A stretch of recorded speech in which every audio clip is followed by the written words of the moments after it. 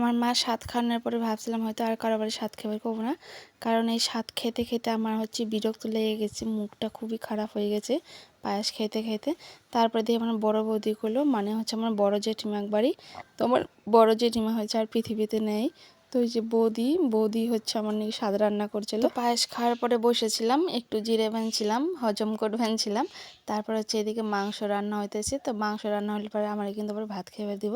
তো আমার বৌদি মেনুতে করছিল কি দেখো, এনে বেগুন ভাজা, ডাল, একটা চচ্চড়ি আর মাংস ছিল দেশি মুরগির মাংস, সালাড, লেবু।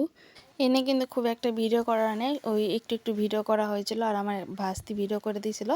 তারপরে ভাস্তিও খেবার বসেছিল, দুজনে খেবার ছিলাম, তাইতে আর ওই আমি একটু যা ভিডিও করা হয়েছে। তো ভাবলাম যেটুকুই ভিডিও করছি ওটাই তোমার সাথে শেয়ার করুম, কারণ আমি 9 মাসে কত জায়গায় স্বাদ খাওয়াইলাম, আর কত জায়গায় স্বাদ খেলাম আর কারা কারা স্বাদ আমার খাওয়াইলো।